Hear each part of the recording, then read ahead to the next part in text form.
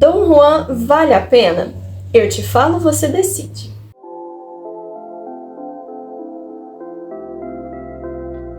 Vamos lá, este é o primeiro livro clássico que nós vamos falar aqui sobre. Meu braço tá doendo um pouco de segurar, então vou dar uma baixada nele. Mas vamos começar a falar sobre este querido que eu preciso comentar sobre ele. Esse livro foi finalizado e lançado completamente em 1824. Antes disso, a história começou e eles foram lançando alguns trechos ali do livro, mas só terminou mesmo em 1824 e foi escrito pelo Lord Byron. O Dom Juan é, na verdade, um personagem de outras peças, mas aqui ele ganha protagonismo na história do Lord Byron e a gente vai ter que falar dessa história porque, gente, sinceramente, esse é o livro clássico mais engraçado que eu já li na minha vida até hoje e a história, você não vê pra onde vai, porque...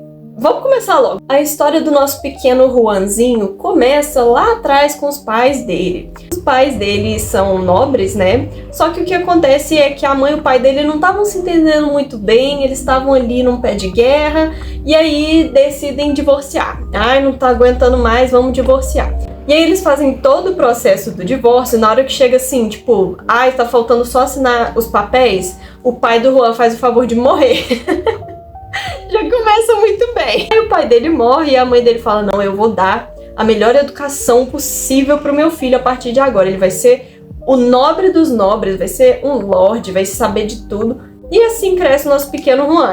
Ele cresce muito bem educado, ele tem professor, ele sabe andar a cavalo, ele sabe falar vários idiomas. Gente, o menino cresce que é uma beleza. E além de crescer muito inteligente, ele também cresce assim, chamando muita atenção das damas, né? Ele chama tanta atenção das damas que ele faz o favor de envolver, o primeiro romance ali que ele tem, ele se envolve com a amiga da mãe dele, que era casada. Ai, não aguento.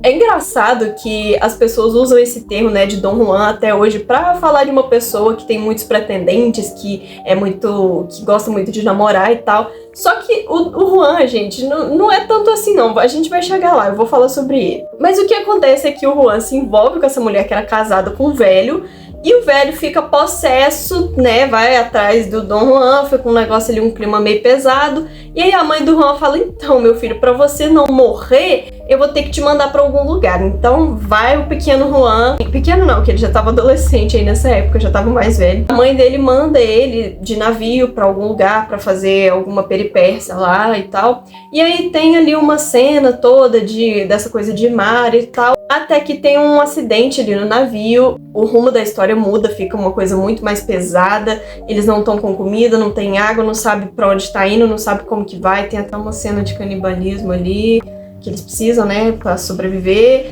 mas tudo bem porque a cena muda e logo eles chegam numa ilha. Na verdade o Dom Juan é o único queridíssimo sobrevivente, o protagonista, né?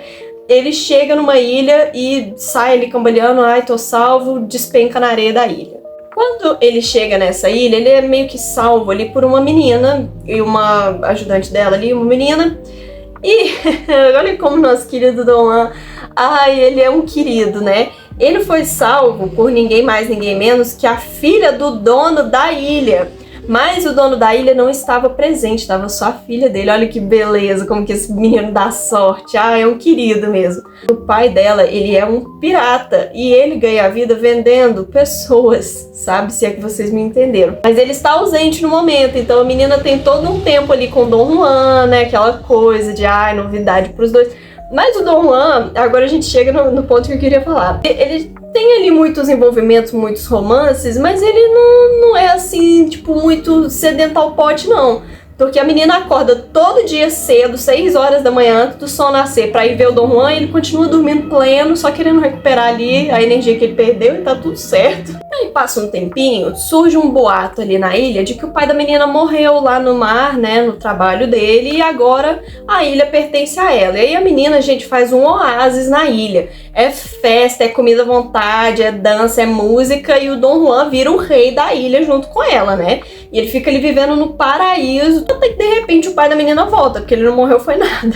Ele volta pra ilha, vê aquilo e fala, meu Deus, o que que tá acontecendo na minha casa? E ele vai tirar satisfação com a menina. Ele não chega muito agressivo não, mas o Dom Juan fica um pouco com medo e ele faz o favor de bater de frente com o homem, e ele fala assim, não gostei de você, vou te vender como escravo. E assim ele faz, e o Dom Juan vai parar no mercado de escravos.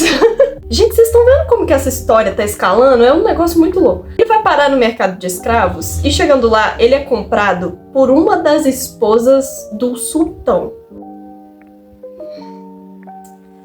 Ela achou o Dom Juan muito bonito, né? Falou assim, ai, gente, acho que eu vou estar querendo, né? Vou estar querendo, e comprou o Dom Juan.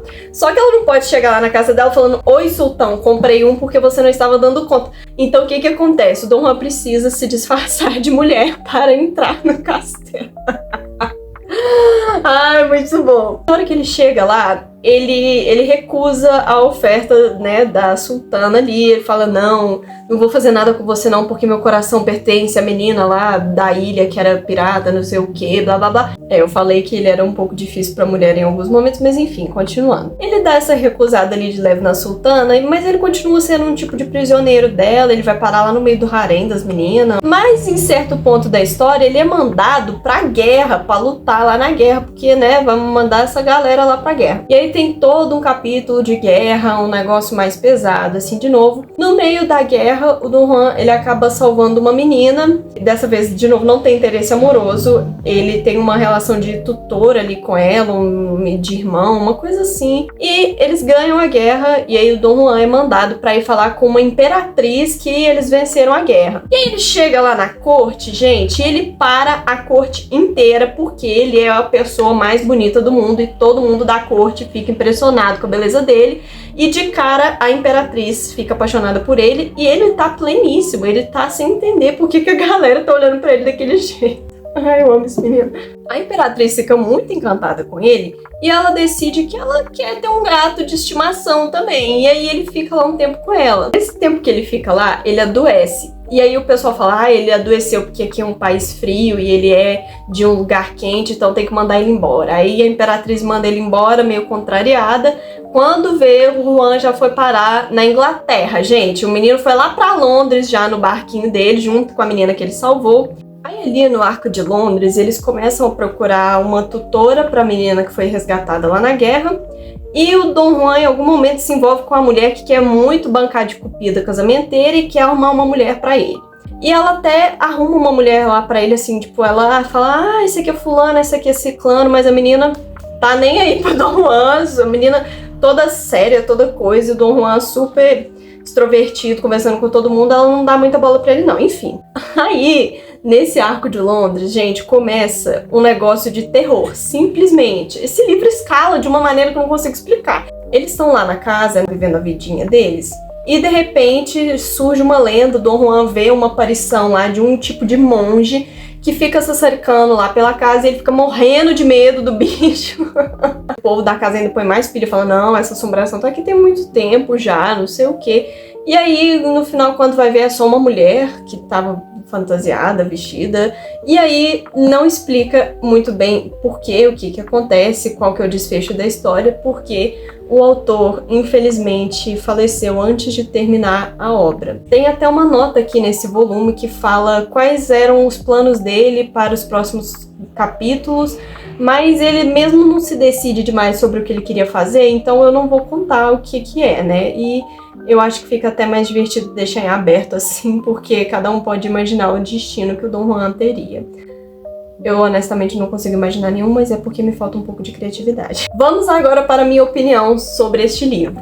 Como eu falei aqui no começo já, pra mim, esse é o livro clássico mais engraçado que eu já li na minha vida. Falaram muito de Don Quixote. Ai, Don Quixote é um livro engraçadíssimo. Quem é Don Quixote perto de Dom Juan, gente? É super engraçado. Esse livro, ele tem muito devaneio, principalmente do autor. Gente, o autor viaja na maionese. Ele critica mesmo outros autores da época. Ele começa a meter o bedelho na história do Dom Juan. Ele começa a falar das mulheres da história do Dom... Ele viaja, gente. É muito engraçado. Fora os acontecimentos do próprio livro, né? Como eu falei, a história vai escalando muito rápido, de uma maneira que você não vê pra onde tá indo. Mas esse livro, ele é escrito em versos, né? São vários versinhos. Boa parte, na verdade, são tudo anotação de pontos históricos que você precisa saber para ler o livro. Então, por conta disso, eu não indicaria este livro como um primeiro clássico que você deveria ler. Se você quiser iniciar algum clássico, eu não recomendaria esse aqui. Mas se você está procurando alguma coisa diferente, alguma coisa mais leve, mais engraçada, esse livro é uma excelente opção.